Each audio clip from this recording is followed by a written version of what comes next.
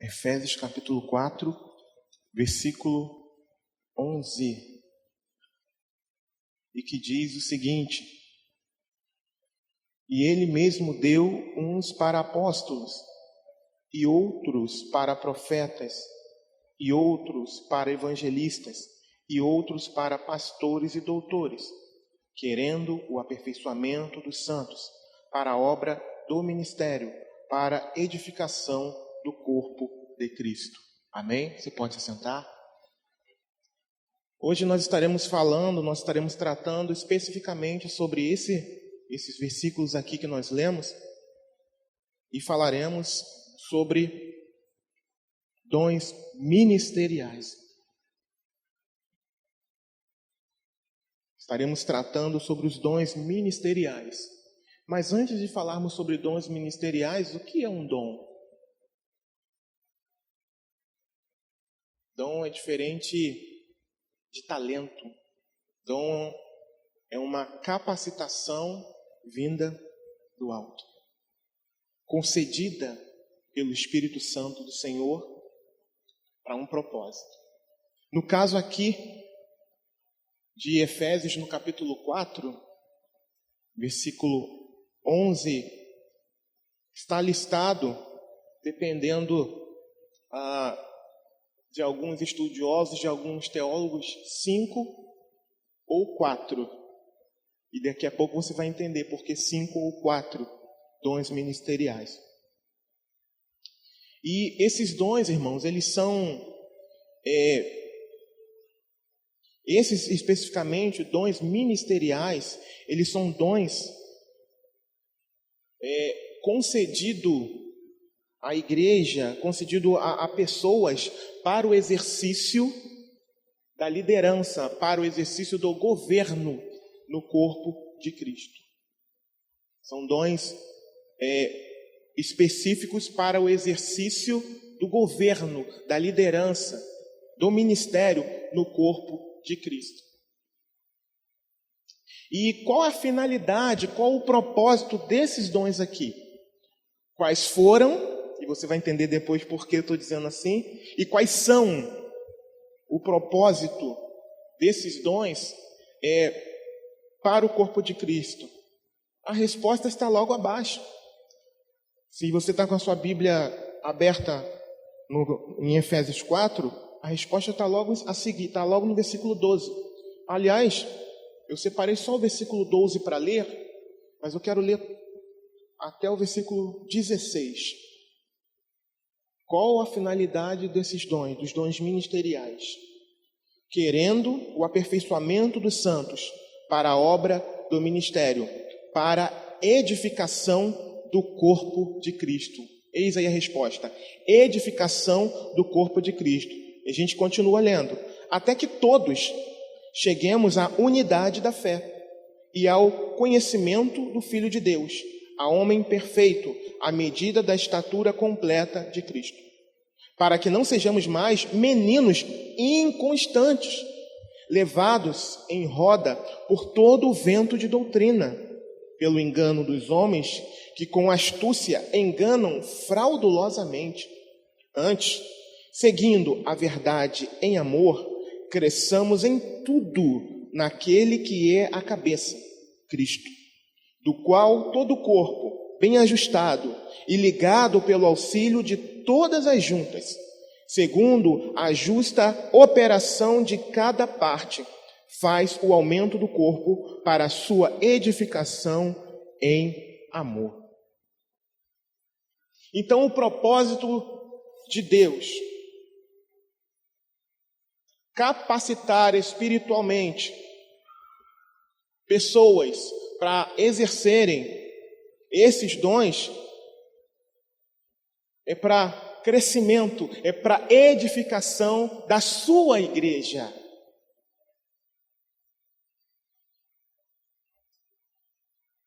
Eu quero ler algo que eu escrevi aqui que diz o seguinte: os dons são habilidades dadas aos crentes para que sirvam a Deus e aos irmãos, de tal modo que Cristo seja glorificado e nós sejamos edificados. São concedidos para o aperfeiçoamento da igreja, voltados para aqueles que são chamados para o governo da igreja, chamados pelo Senhor. E um resumo de tudo isso que a gente falou até agora. Deus concedeu esse dom para a sua igreja, para alguns dentro da sua igreja, para preparar o povo de Deus ao trabalho cristão. E 2, para o crescimento e desenvolvimento espirituais do corpo de Cristo, segundo o seu próprio plano.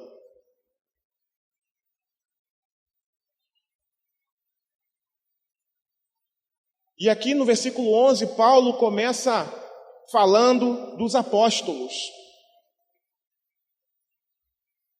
O primeiro dom ministerial que ele começa tratando, ele fala sobre os apóstolos.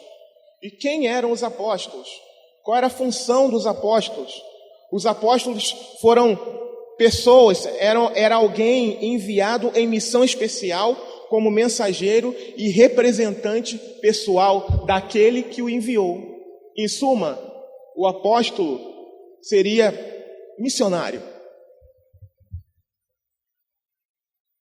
Ele recebe uma missão daquele que o envia e vai em nome daquele que o enviou. E dentro dessa questão do apóstolo, eu vou aqui apenas a título de conhecimento, de instrução, eu quero separar em duas classes de apóstolo. O primeiro é o apóstolo específico, ou os apóstolos de Jesus. Por quê? Porque Jesus ele só tinha 12 apóstolos, ele só chamou 12 apóstolos. E esses apóstolos não tiveram continuidade depois desse ministério. Foi um ministério único.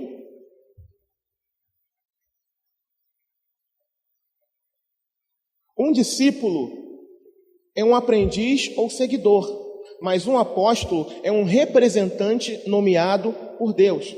E os apóstolos de Jesus, eles tinham, no mínimo, 4 qualificações. Primeira delas, conhecer pessoalmente a Cristo. Os apóstolos de Jesus, eles tiveram profunda comunhão com o Senhor Jesus e foram ensinados diretamente dele. Essa é uma das primeiras qualificações para o apóstolo de Cristo. A segunda, eles foram testemunhas oculares da sua ressurreição. Após a sua ressurreição, Jesus foi ter com eles viram a Jesus, eles foram ministrados por Jesus, eles conversaram com Jesus, foram exortados por Jesus. A terceira qualificação para esses apóstolos, eles foram comissionados diretamente por Jesus. Jesus determinou, vocês vão. Daqui para frente são vocês, é vocês que vão fazer a minha obra, vocês que vão agir, vocês que vão trabalhar, vocês que vão transmitir tudo aquilo que vocês aprenderam de mim. E a quarta qualificação, o ministério desses apóstolos foi autenticado por milagres sobrenaturais e especiais. Então, esses apóstolos foram únicos, irmãos. Não houve sucessor desses apóstolos aqui. Hoje em dia não existem mais esses apóstolos. O relacionamento dos 12 com Jesus foi único e ninguém naquela época pôde apresentar essa posição privilegiada. Esses homens foram instrumentos de Deus para lançar o fundamento da igreja. Abra comigo a sua Bíblia, por favor, em 1 Coríntios, capítulo 15, versículo 3 a 10.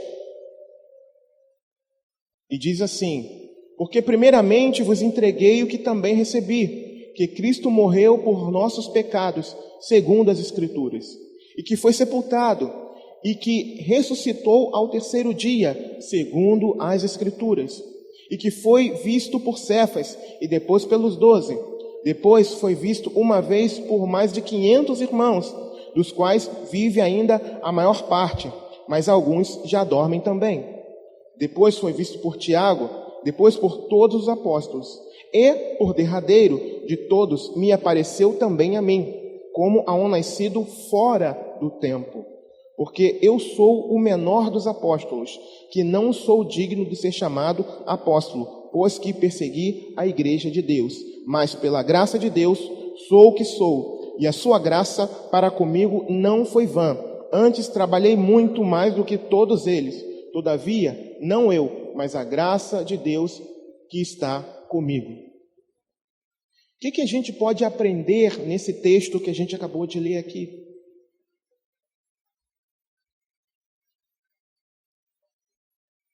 O que eu consigo compreender, e principalmente enfatizando no versículo 8, Paulo dizendo que ele fechou a porta desse dom ministerial do apostolado, no versículo 8, quando ele diz que ele foi por derradeiro, na tradução da minha Bíblia aqui, da derradeiro, ele quer dizer por último, de todos apareceu a mim, como a um nascido fora do tempo. Porque eu sou o menor dos apóstolos, que não sou digno de ser chamado apóstolo, pois que persegui a igreja de Deus. E ele continua dizendo que por causa da graça de Deus, ele era o que era, e a sua graça para comigo não foi vã, antes trabalhei muito mais do que todos. Então, Paulo aqui, ele estava tratando de que ele era o último apóstolo. Eu quero ler algo muito interessante que eu pesquisei, está dizendo o seguinte: Paulo se declara o último dos apóstolos dentro do modelo dos 12. Dentro do modelo dos 12. Eles constituíram, e por que Paulo se declara o último apóstolo dentro desse modelo? Por causa disso aqui que eu vou ler agora para vocês. Eles constituíram o fundamento da igreja, e por essa razão, esse ofício apostólico é ímpar e não repetido, não repassado. Como testemunhas e mensageiros diretos do Senhor Jesus, eles lançaram o fundamento, eles lançaram os alicerces da igreja, fundamento que nunca poderá ser alterado, nem admitir acréscimo. Por isso, eles não têm sucessores. Por esse motivo, esses apóstolos de Jesus não têm sucessores, porque eles lançaram o fundamento. E quem é o fundamento? Cristo. Eles aprenderam direto do Senhor Jesus. Eles receberam revelação da palavra do Senhor. Paulo, então, é o meu favorito. Paulo, então, recebeu tantas revelações diretas do Senhor. E estão aqui registradas. Estão aqui fundamentadas. Eles lançaram o fundamento. Por isso eles são únicos. Lembrando, irmãos, que na época de Paulo, o cânon ainda não havia sido encerrado. A palavra, ainda não existia o Novo Testamento. Então, aquilo que eles ouviam diretamente de Deus, eles passavam para a igreja. E era incontestável. Por quê? Porque vinha direto do trono da graça de Deus. E aqui hoje nós temos esse registro, as cartas, as epístolas, a palavra de Deus, o Novo Testamento. Então, por isso que eles foram considerados, eles foram chamados para estabelecerem a base, o alicerce da igreja. E nós não podemos fugir disso. Tudo o que nós precisamos aprender e saber estão registrados aqui na palavra e vieram através da doutrina dos apóstolos. Por isso que nós precisamos perseverar na doutrina dos apóstolos, porque eles lançaram o fundamento. E quem é esse fundamento? E quem é essa pedra de esquina? Cristo. Cristo. Por isso não tem nenhum outro igual a eles. Porque eles foram incumbidos diretamente por Deus, diretamente pelo Senhor. Por esse motivo, que não há outro iguais a eles. Louvado seja o nome do Senhor. E com relação aos apóstolos gerais, pastor, que você falou. Como eu falei, esses apóstolos que também tinham essa nomenclatura de apóstolos, e eu chamo aqui de apóstolos gerais, eles eram incumbidos de trabalhar na obra missionária. E a gente tem, para citar aqui, 2 exemplos. Por favor, abra comigo a sua Bíblia em Atos 14. E depois, também eu peço que você abra em Romanos, já deixa marcado aí, no livro ao lado, Romanos capítulo 16. São os 2 textos que a gente vai ler sobre esses apóstolos gerais. Atos 14, versículo 14, declara o seguinte: ouvindo, porém, isto, os apóstolos Barnabé e Paulo rasgaram as suas vestes e saltaram para o meio da multidão, clamando. Só esse versículo. Agora, Romanos 16, versículo 7, diz assim: saudai a Andrônico e a Júnias, meus parentes e meus companheiros na prisão, os quais se distinguiram entre os apóstolos e que foram antes de mim em Cristo. Qual a relação que há entre Barnabé, Andrônico e Júnias? Eles eram missionários. Esse título de apóstolo, embora fosse o mesmo título, embora aqui no próprio versículo Atos 14, Paulo e Barnabé, aparentemente, antes do nome de Paulo e Barnabé vem apóstolos, embora ambos tivessem o mesmo nome, a função de Barnabé não era a função de alguém que estabeleceria o fundamento. Embora ambos tivessem o mesmo título aqui, tanto ouvindo, Atos 14, 14, ouvindo, porém, isto os apóstolos Barnabé e Paulo. Só que há uma diferença. Paulo recebeu diretamente a incumbência de Deus de lançar o fundamento para a igreja. Barnabé não. Então, o que nós podemos entender e qual a relação que há entre Barnabé, em Atos 14, e Romanos 16, entre Andrônico e Júnias? Todos esses 3 e todos os outros que forem encontrados na Bíblia como apóstolos, na verdade, exerciam um ofício de missionário. Não eram apóstolos como os 12. Não foram apóstolos chamados diretamente para o Senhor para lançar fundamento, não. Mas foram chamados para o campo missionário. Eles foram chamados para estabelecer igrejas em novos campos. Então essa era a diferença entre os apóstolos comissionados diretamente por Jesus e esses apóstolos aqui.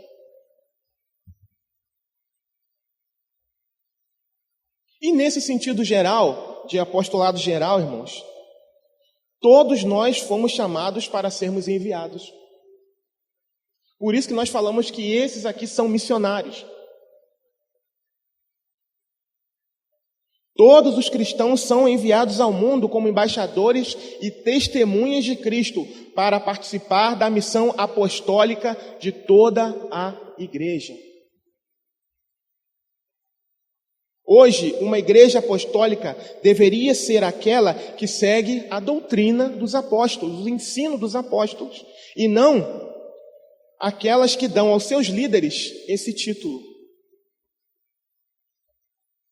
Porque nada mais, nada menos, o título que muitos hoje têm de apóstolo deveria ser missionário.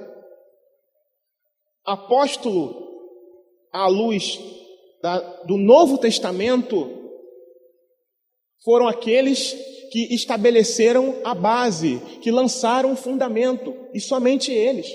Os demais são considerados, é claro que não é pouca coisa, é algo muito nobre, simplesmente missionários.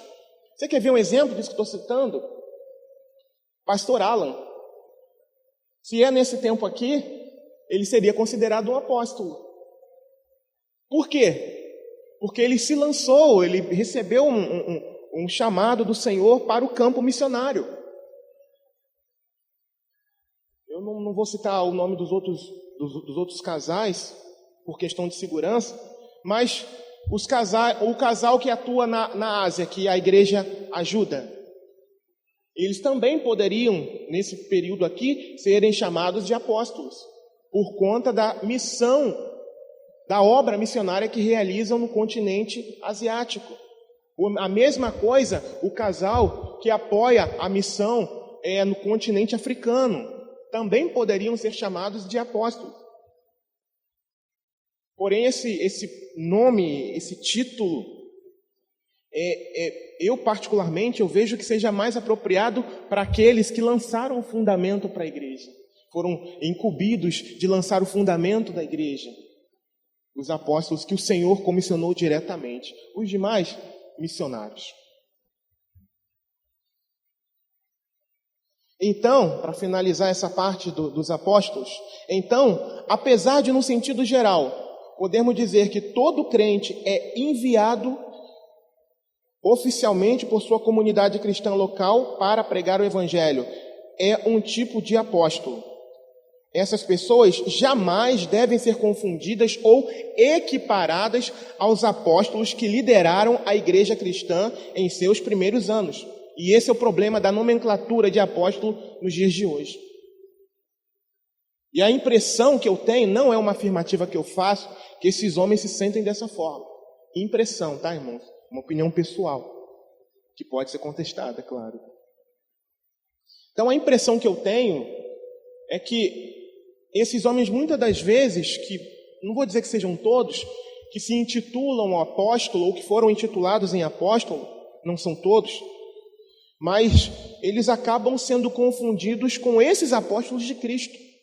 E realmente isso não faz nenhum sentido. Nenhum.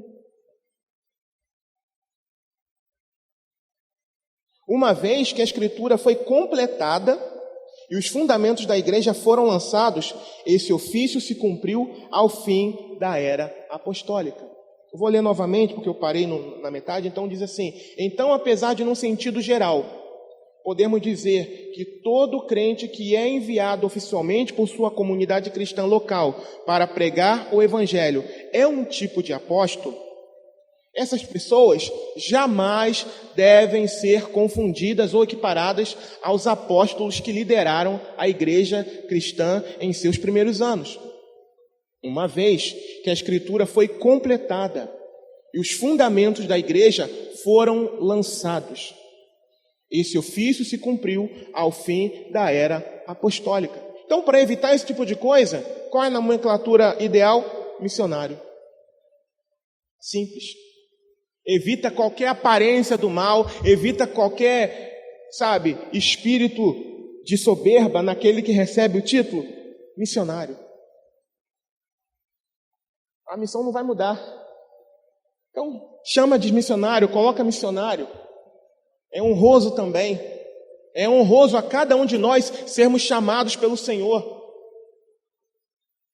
É honroso desde o momento em que somos libertos das trevas para a maravilhosa luz do Senhor. É honroso.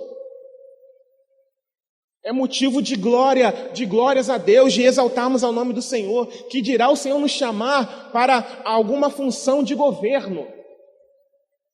Que dirá isso? Então, por que eu vou querer um título tão nobre que foi dado apenas a um grupo pequeno, seleto, para começar, para lançar o fundamento? Eles lançaram o fundamento, Mas a obra não parou e não para até os dias de hoje. Vamos continuar aqui. 2. Profetas.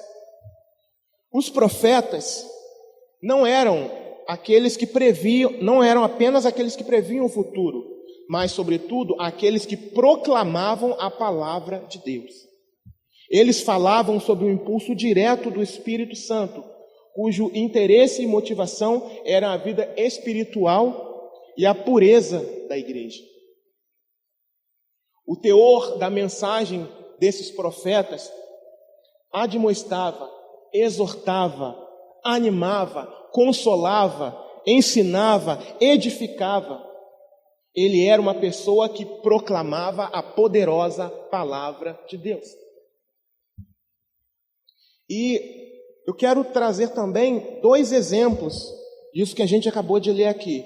Primeiro, daquele profeta que, inspirado por Deus, tinha a visão daquilo que iria acontecer. E eu estou falando do profeta Ágabo. E a gente encontra esse profeta registrado em Atos, no capítulo 11, versículo 28 e 29. E diz assim, Atos 11, 28 e 29, diz assim: E levantando-se um deles, por nome Ágabo, dava a entender pelo Espírito que haveria uma grande fome em todo o mundo. E isso aconteceu no tempo de Cláudio César.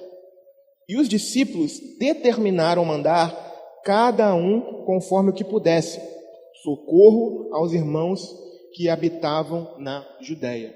Então, eis aqui um exemplo do profeta nesse período aqui. Período da igreja apostólica. Ou, se isso confunde você, a chamada igreja primitiva. E um outro exemplo aqui.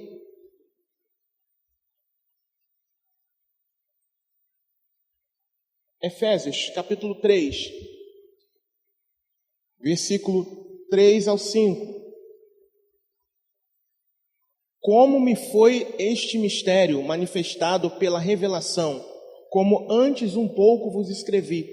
Por isso, quando ledes, podeis perceber a minha compreensão do mistério de Cristo, o qual, noutros séculos, não foi manifestado aos filhos dos homens, como agora tem sido revelado pelo Espírito aos seus santos apóstolos e profetas. A revelação de Deus, que outrora estava sem entendimento, que estava oculta, agora, Paulo escrevendo aqui aos Efésios, ele diz que está sendo revelada através de quem? Dos apóstolos e dos profetas, que também revelavam a palavra de Deus, que ainda não havia sido registrada aqui nas Escrituras, que ainda não existia no Novo Testamento. Então, o primeiro exemplo de um profeta, nesse período aqui, era aquele que tinha a revelação de Deus daquilo que estava por acontecer, daquilo que estava por vir. E a outra, essa que a gente leu aqui em Efésios, é aqueles a quem Deus revelava a palavra, e que era incontestável também. Então, são esses 2 exemplos que eu gostaria de deixar aqui, desse dom de profeta. Hoje, não temos mais profetas como esses que foram citados aqui, pois assim como os apóstolos, eles tiveram um ministério fundacional na igreja apostólica, mas o dom de profecia permanece. Esse dom de profecia nós não vamos tratar dele hoje, mas se assim o Senhor permitir, no próximo domingo. Então, é importante nós entendermos que tanto esse dom de apóstolo, quanto esse dom aqui específico de profeta, eles serviram apenas para o lançamento do fundamento. Porém, no caso aqui do dom de profecia, eles existem ainda, eles não cessaram. E a gente vai falar sobre isso no domingo que vem, então não deixe de vir, não perca. Continuando aqui, Efésios 2, versículo 19 a 22, que diz o seguinte: assim que já não sois estrangeiros, nem forasteiros, mas concidadãos dos santos e da família de Deus, edificados sobre o fundamento dos apóstolos e dos profetas, de que Jesus Cristo é a principal pedra de esquina, no qual todo edifício bem ajustado cresce para templo santo no Senhor, no qual também vós juntamente sois edificados para a morada de Deus em espírito. Então, mais uma vez, estamos vendo aqui a questão também dos profetas. 1 Coríntios, para finalizar essa parte dos profetas, 1 Coríntios, capítulo 3, versículo 10 e 11. Segundo a graça de Deus que me foi dada, pus eu, como sábio arquiteto, o fundamento, e outro edifica sobre ele, mas veja cada um como edifica sobre ele. Porque ninguém pode pôr outro fundamento além do que já está posto, o qual é Jesus Cristo. Paulo citando a questão do seu chamado. Então, irmãos, qual foi a nossa intenção em trazer esses versículos aqui? Mostrar para nós, trazer para nós, Igreja do Senhor, que tanto esse primeiro ministério, a saber, de apóstolo, como esse segundo ministério, a saber, de profeta, eles cessaram. Por quê? Porque eles foram responsáveis para lançar o fundamento. Lembrando que, apesar do dom de profeta ter cessado, o dom de profecia, ele não cessou. Como nós falamos, nós estaremos tratando dele no próximo domingo, se assim o Senhor nos permitir. Cristo, ou melhor dizendo, a rocha sobre a qual está edificada a igreja é Cristo. É o que a gente está falando aqui, tanto dos apóstolos e dos profetas que lançaram fundamento. Então, eles lançaram fundamento, Cristo. Cristo é o fundamento, é o nosso fundamento. Isso significa que a igreja é o santuário edificado sobre a verdade de Deus revelada aos apóstolos e profetas. Essas pessoas que foram escolhidas e vocacionadas por Deus de forma extraordinária, receberam e registraram a revelação especial de Deus sob a inspiração e a orientação do Espírito Santo de Deus. E logo após esse segundo dom ministerial vem o terceiro. Até aqui, o primeiro e o segundo cessaram. Agora, do terceiro em diante, não. Eles continuam vigentes. E esse terceiro é evangelistas. Homens de Deus capacitados e comissionados para anunciar o evangelho. Anunciam as boas novas de salvação aos perdidos. E anunciavam no estabelecimento de uma nova obra, ou melhor, e auxiliavam no estabelecimento de uma nova obra numa localidade. Enquanto os apóstolos e profetas lançaram o fundamento da igreja, os evangelistas edificavam sobre esse fundamento ao ganhar os perdidos para Jesus. E essa obra permanece, essa obra continua. Louvado seja o nome do Senhor. Essa obra permanece, essa obra continua. E eu quero citar um exemplo de alguém que foi um evangelista na palavra do Senhor. Atos, capítulo 21, versículo 8. E no dia seguinte, partindo dali, e nós que com ele estávamos, chegamos a Cesareia, e entrando em casa de Filipe, o evangelista, que era um dos 7, ficamos com ele. Então, Filipe é um exemplo de como essa obra de evangelista precisa ser executada segundo o padrão neotestamentário, segundo o padrão do Novo Testamento. E por intermédio desse ministério na vida dele, muitos foram salvos, muitos foram levados ao batismo nas águas. E tem mais alguns textos aqui que a gente vai ler em Atos. Eu convido você a abrir a sua Bíblia em Atos, no capítulo 8, versículo 5.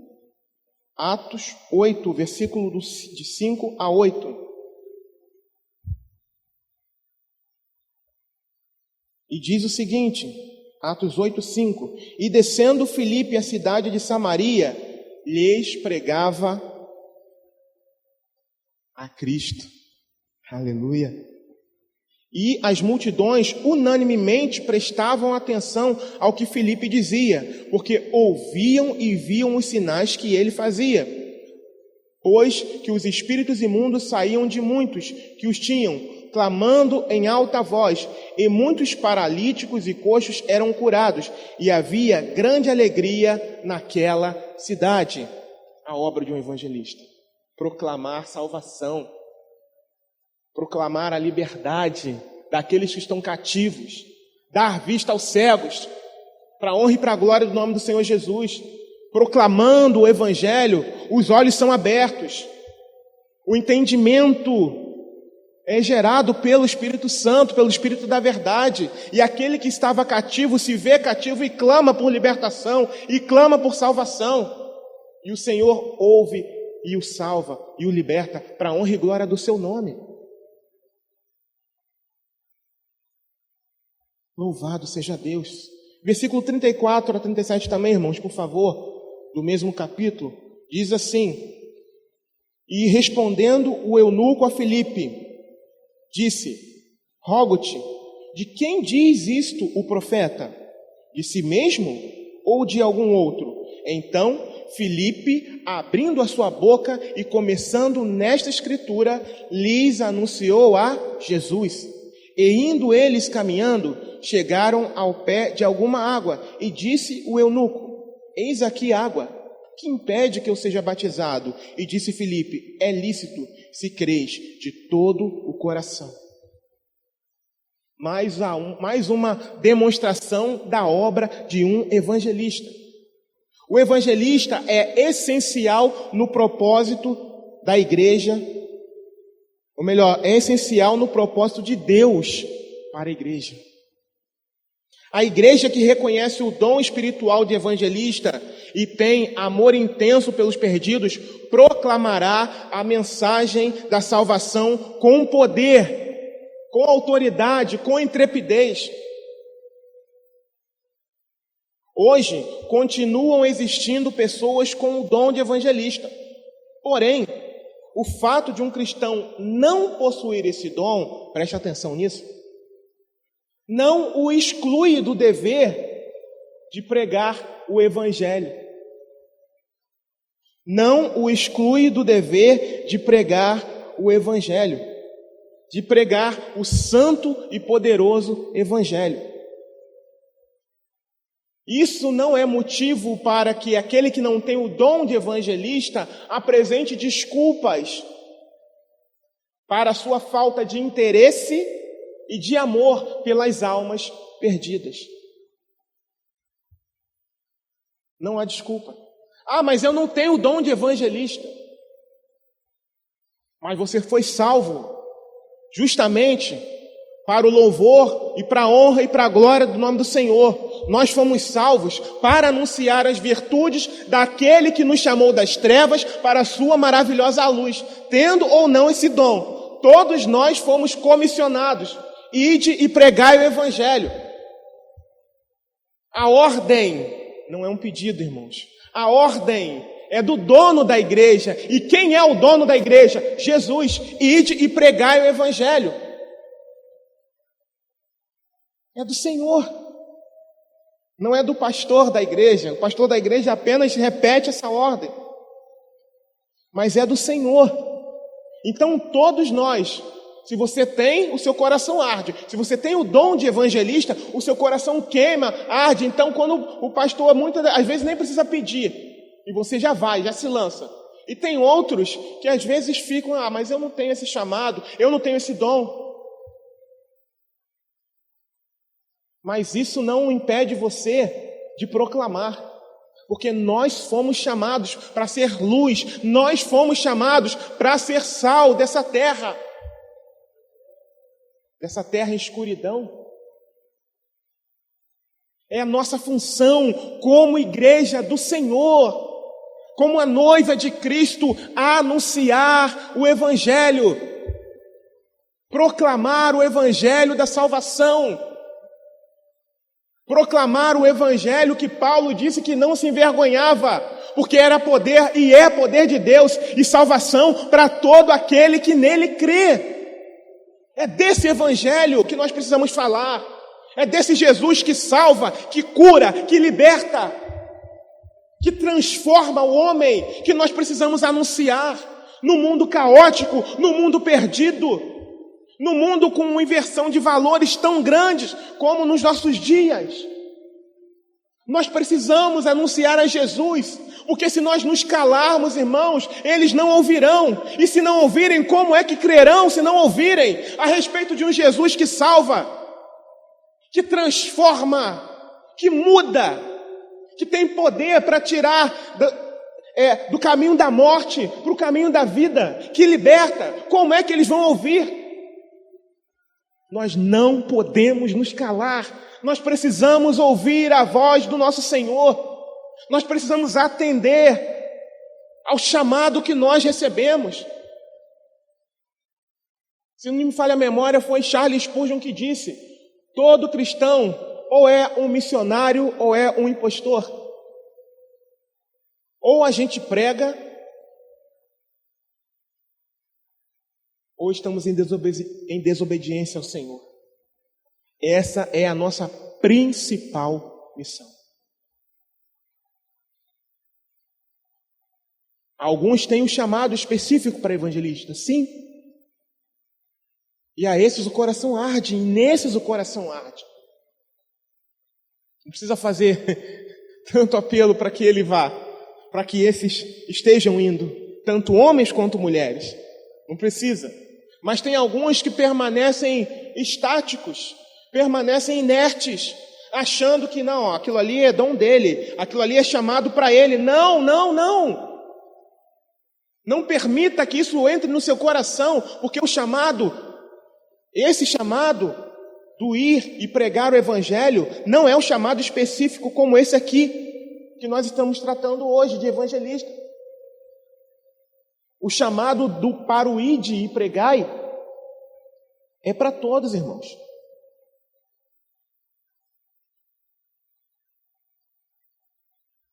Mateus 28, versículo 19 e 20 diz o seguinte: portanto, ide, fazei discípulos de todas as nações, batizando-os em nome do Pai, do Filho e do Espírito Santo, ensinando-os a guardar todas as coisas que eu vos tenho mandado. E eis que estou convosco todos os dias, até a consumação do mundo. É para todos. Todos, sem nenhuma exceção.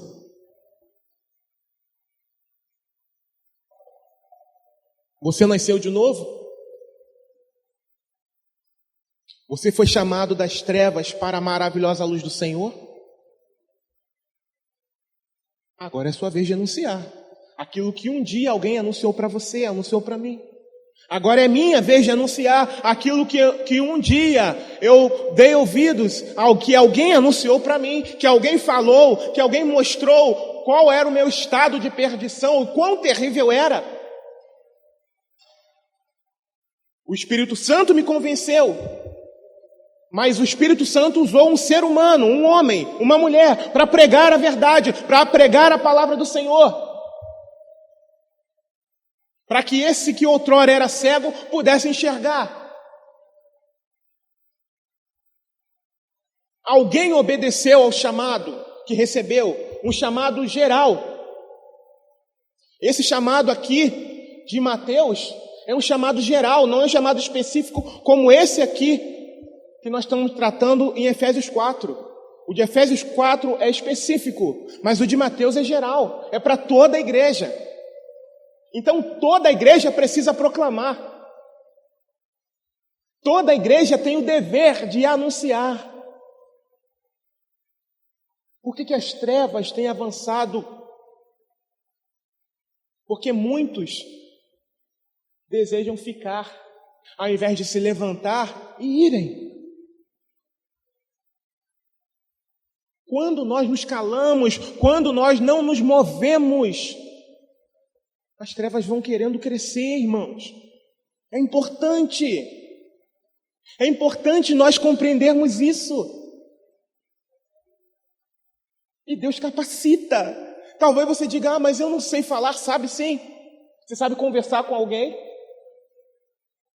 A menos que você tenha uma deficiência de audição ou na fala, você leia a palavra e o Senhor vai te instruir. Aliás, não foi à toa que quando o pastor Alan, feliz da vida, colocou lá no grupo de pastores, se não me falha a memória, o novo manual de evangelismo, imediatamente, quando eu vi, o que eu fiz? Eu coloquei no grupo de evangelismo, coloquei no Projeto Amor, os que eu tenho acesso, coloquei no grupo da igreja. Por quê? Porque não é função só do grupo de evangelismo, do Projeto Amor, do grupo de visitação, não. É de toda a igreja.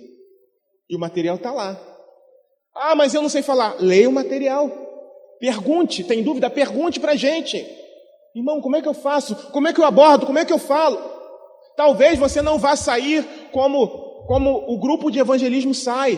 De repente, você vai conversar com alguém, com um vizinho seu. O material está disponível para você. Não há desculpa. Tem a palavra de Deus acima do material.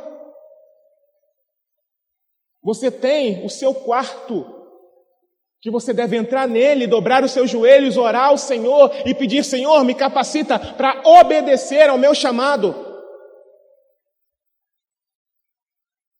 Peça ao Senhor. Se você não tem obedecido, se você não tem feito isso, peça ao Senhor. Meu Deus, eu estou entrando num assunto mais à frente que a gente vai tratar. Mas não tem como não falar. Tão maravilhoso falarmos disso. E agora, irmãos, nós estaremos tratando aqui, para finalizar, sobre o quarto e último, ou quarto e quinto dom ministerial: pastores e doutores. Por que eu disse quarto ou quarto e quinto? Porque existem alguns teólogos que apresentam como 5, outros apresentam como 4. Depende muito. Por quê? Porque nem todo doutor ou mestre, ele é pastor. Mas todo pastor, ele é um mestre. Aí vai depender vai depender se esse mestre aqui é pastor. Então, eu particularmente, falando por mim, eu entendo como 4. Por quê? Porque constitui-se um só ofício com dupla função. Deus chama alguns para pastores e mestres. O pastor ensina, exorta, orienta. Ele alimenta, cuida, protege, vigia, corrige, consola as ovelhas do Senhor. Atos, capítulo 20, versículo 28 a 30, por favor. Então nós trataremos aqui esse dom como um só ofício com 2 funções. Olhai, pois, por vós e por todo o rebanho sobre que o Espírito Santo vos constituiu bispos, para apacentardes a igreja de Deus, que ele resgatou com seu próprio sangue. Porque eu sei isto, que depois da minha partida entrarão no meio de vós lobos cruéis, que não pouparão ao rebanho. E que de entre vós mesmos se levantarão homens que falarão coisas perversas, para atraírem os discípulos após si.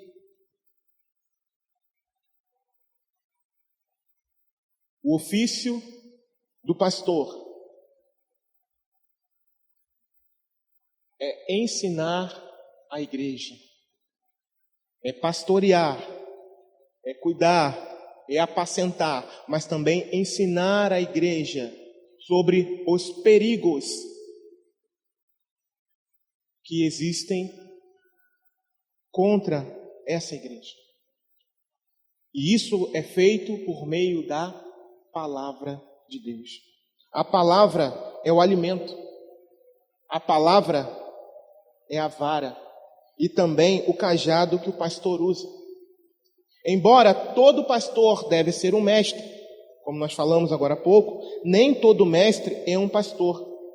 A palavra é o grande instrumento para a edificação da igreja. Por que é que o Senhor nos tem conduzido a falar sobre o que é ser igreja? Por causa dos lobos cruéis. Esse texto que nós acabamos de ler em Atos,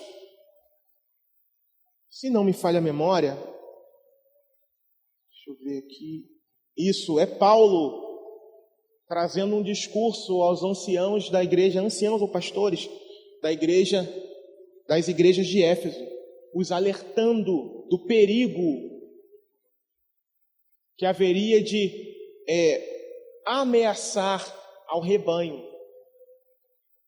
E por que é que o Senhor tem nos direcionado a tratar todas as manhãs com vocês do que é ser igreja? Por causa disso. Porque há um levante, ou há vários levantes contra a igreja do Senhor, irmãos. Irmãos, tudo o que tem acontecido no mundo, todas essas inversões de valores que a gente tem visto, todos esses levantes que a gente tem visto, todas essas ideologias que a gente tem visto, em última análise, é para destruir a igreja. Em última análise, tem o objetivo de destruir a igreja. Tudo isso que a gente tem visto por aí. Esse ataque às famílias, essas inversões de valores que a gente tem visto, a exaltação daquilo que é errado, daquilo que Deus não estabeleceu, o desprezo daquilo que Deus estabeleceu. Tudo isso tem um objetivo principal, a igreja. Porque ainda que você não perceba, por causa do Espírito Santo, a igreja tem atrapalhado o intento do diabo no mundo.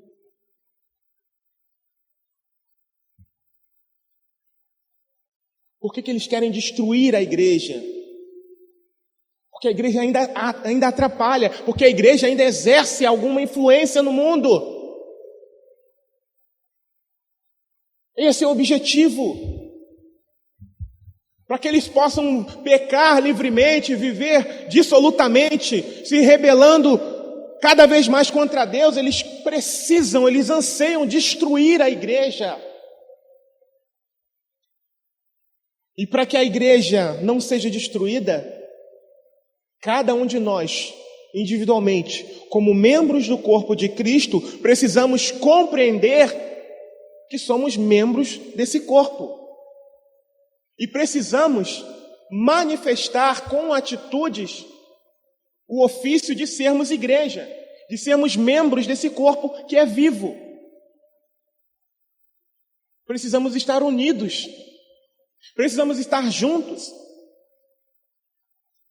Eu não ia comentar aqui, porque é mais para o outro, mas eu vou comentar no outro também. Como eu posso receber algum dom do Senhor?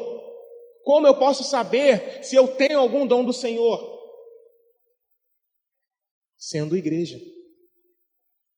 Não há como receber um dom de Deus, não há como ansiar um dom de Deus, não há como saber se você tem um chamado de Deus, se você não é igreja, não tem como, porque os dons foram feitos, são entregues para a igreja, para a edificação do corpo. Então, se nós não somos igreja, ou ainda que você venha, mas alguns vêm, mas não são igreja, é impressionante.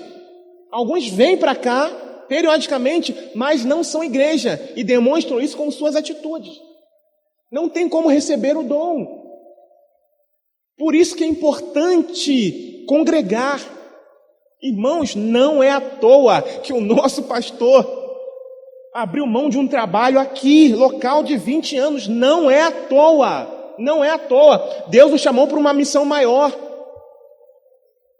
Não é à toa, é importante nós estarmos juntos nessa reta final, é importante nós compreendermos o nosso papel, daqueles que foram chamados pelo Senhor para ser ovelha, para sermos igreja. Nós precisamos compreender cada um seu papel, e para que venhamos a compreender, nós devemos ser igreja, nós precisamos estar juntos, nós precisamos dar ouvidos à palavra de Deus, dar ouvidos às instruções da palavra de Deus, para que nós possamos crescer edificados em amor, para que nós não venhamos a ser levados por qualquer vento de doutrina, para que nós venhamos a crescer em estatura, não sejamos mais meninos inconstantes.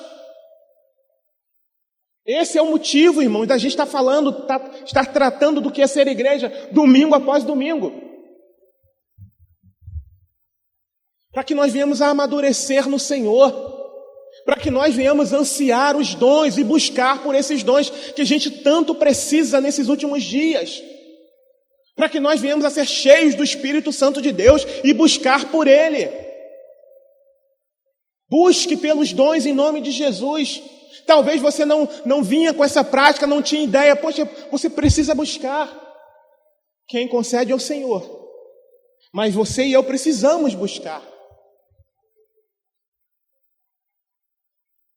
E a gente começa essa busca vivendo e sendo igreja. Porque do contrário a gente não tem nenhum desses dons. Eu ia deixar para falar isso na próxima aula. A gente vai especificar vários outros dons específicos para a congregação, para a igreja. Mas é importante falar sobre isso hoje. Os dons são para a igreja. Então, em nome de Jesus, seja igreja. A igreja no modelo bíblico. Em nome de Jesus. Busque pelo Senhor.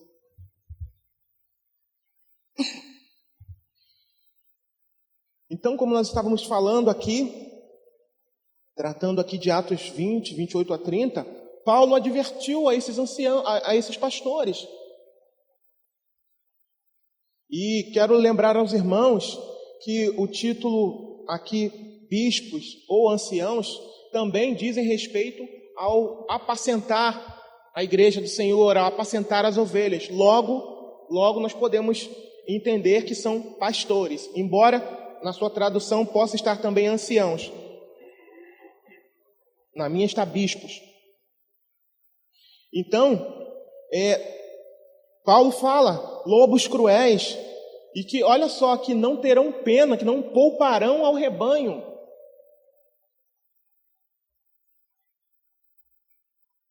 E outra coisa também, outro problema que Paulo advertiu, é que no próprio meio da igreja se levantariam pessoas com um espírito faccioso, com um espírito de divisão. Então vejam como é importante nós estarmos alicerçados na palavra de Deus. Vejam como é importante a gente estar junto, congregando. Vejam como é importante a gente estar recebendo mais e mais da palavra de Deus. A maior parte do tempo que for possível para nós, irmãos. O nosso esforço precisa ser esse. Ouvir a palavra, ser edificado pela palavra. E nem sempre você faz isso pelo YouTube, porque existem muitas distorções. Cuidado! Cuidado! Ontem mesmo eu conversava com alguém que dizia sobre isso.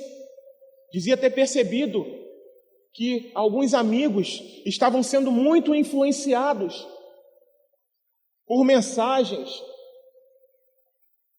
e que acabavam tirando essa pessoa do alvo, do foco, do Evangelho, da verdade do Evangelho, tentando até mesmo lançar um novo fundamento, que já foi posto. O fundamento já foi posto. Ninguém pode mais lançar nenhum novo fundamento. Então, como é que a gente se defende disso? Conhecendo a palavra de Deus, praticando a palavra de Deus, estudando a palavra de Deus, vivendo vida prática de oração. Irmãos, não tem como nos mantermos saudáveis se nós não oramos. E aqui vai uma repreensão para toda a igreja. Não há como nos mantermos saudáveis se nós não orarmos, tendo em vista o grau de ataque que nós temos recebido. Então, por que nós não estamos vindo orar aqui juntos? Por quê? Eu sei que alguns não podem, mas a maioria que pode deve estar aqui para que coletivamente venhamos a orar, porque não tem como nos mantermos de pé desse período daqui para frente se nós não orarmos. É simples assim, irmãos. Se nós não nos esforçarmos para estarmos juntos aqui, para orarmos, não tem como. A gente vai acabar ficando pelo meio do caminho. E o propósito de Deus para nós é que todos nós estejamos crescidos, amadurecidos. Estejamos firmes no Senhor para suportar tudo isso que tem acontecido. Então, em nome de Jesus, lembre-se, irmãos, que o que a gente tem trazido aqui é para nos alertar que a igreja não é do homem, a igreja é do Senhor. E como nós falamos na semana passada, eu darei conta do meu pastorado, mas vocês, como ovelhas, darão conta da forma como vocês obedeceram às orientações da palavra. Lembre-se disso, eu darei conta daquilo que eu faço como pastor, mas vocês prestarão contas a Deus da forma como obedeceram às orientações que receberam. Não se esqueça disso. Então, em nome de Jesus, como igreja, nós precisamos orar mais, juntos, unidos. Aleluia. A palavra de Deus oferece alimento, proteção e provisão para a igreja local. E não há entretenimento, comunhão ou qualquer outra atividade religiosa que possa tomar o seu lugar. Eu fui chamado.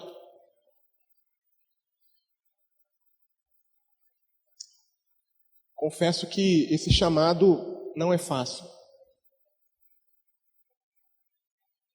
O Senhor me chamou, mas o Senhor pode estar chamando mais alguns de vocês também para esse dom de governo, para esse ministério, para esse dom ministerial ou dom de governo. Mas para que isso aconteça, todos nós precisamos ser igreja. E ainda que não chame para um dom de governo, existem vários outros dons que na semana que vem, se assim o Senhor nos permitir, nós estaremos tratando, que talvez o Senhor esteja querendo entregar para você. E como é que você tem se comportado?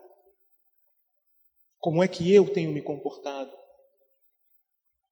Irmãos, são nas pequenas coisas que nós somos provados e testados pelo Senhor.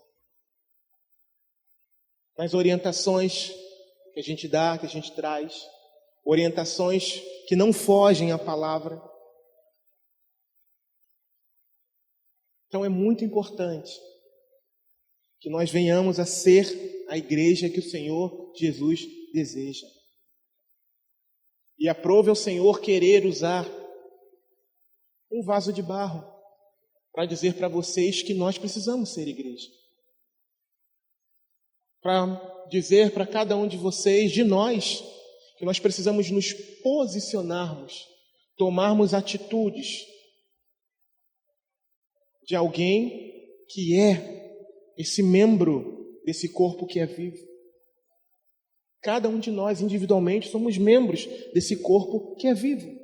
Então, nós precisamos tomar esse posicionamento, essa atitude. Por quê? Porque a igreja é dele. A igreja local é do Senhor. Eu usei uma ilustração lá no encontro, na casa do irmão Alexandre, que a minha função, imagine isso aqui como uma bandeja, junto com os demais pastores, é fazer isso aqui para vocês, ó. É servir com excelência a palavra do Senhor.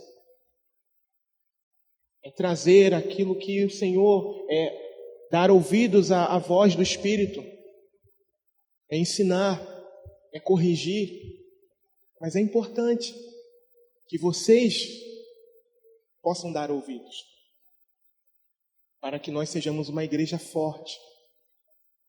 Forte que eu digo no sentido espiritual, uma igreja que está de pé, uma igreja que influencia. Então, em nome de Jesus, nessa manhã, eu quero convidar você a se colocar de pé. Será que você se identificou com um desses últimos chamados? Evangelista? Pastor? Mestre? Como saber? Sendo igreja. Vivenciando o que é ser igreja. Aprendendo um com o outro. Perdoando um ao outro. Compreendendo um ao outro. Isso é ser igreja. Exercendo misericórdia, compaixão e tantas outras necessidades que aparecem dentro da igreja. Nessa manhã, nós tratamos aqui dos dons ministeriais, que são dons que dizem respeito ao governo da igreja. E trouxemos de uma forma bem simples para nós. No próximo domingo nós vamos falar sobre os dons que são direcionados para todo o corpo. E eu peço que você venha, que para você aprender, esteja orando, para que o Senhor venha me capacitar. Porque eu reconheço, irmãos, que é um desafio para mim estar aqui. Eu reconheço que eu não me vejo como mestre, mas eu tenho pedido graças ao Senhor para me capacitar para esse ofício, para esse chamado tão nobre, tão importante, tão grandioso. Eu reconheço que há outros mestres que estão muito mais experimentados na palavra do que eu, mas aprove ao Senhor colocar esse tipo de assunto no meu coração para trazer para cada um de nós. Então, o que eu peço a você é cobertura de oração, para que o Senhor continue ministrando ao meu coração alguns outros pontos que já ardem aqui no coração, para trazer para cada um de nós. Senhor Deus, nós te agradecemos nessa manhã por esse simples estudo que o Senhor tem colocado no nosso coração para transmitir à sua igreja. Eis-me aqui, Senhor, também para aprender mais e mais, e como eu tenho aprendido, Pai, e que nós venhamos a juntos, unidos, crescer na graça e no conhecimento do Senhor. Que juntos venhamos, ó Pai, a praticar, Senhor, a vivenciar o que é ser igreja, que é o tema principal desse estudo, Pai, ser igreja. Que nós venhamos, ó Senhor, a colocar em prática, Senhor, ser igreja, para que venhamos a crescer, para que venhamos a amadurecer em tudo aquilo que o Senhor deseja para nós, para que, Pai amado, estejamos aptos, ó Pai, mesmo quando estivermos sozinhos, ó Senhor, a nos defendermos, ó Pai, daquilo que lançam contra a nossa fé, Pai, em nome de Jesus, ó Senhor. Em nome de Jesus nós te pedimos, ó Pai, dá-nos sabedoria, Pai. Ajuda-nos, ó Senhor. Leva-nos, ó Senhor, ao joelho, Pai, à oração, Pai amado, muito mais do que antes, ó Pai. Em nome de Jesus, para a honra e para a glória do Teu nome santo, Deus. Amém, Jesus.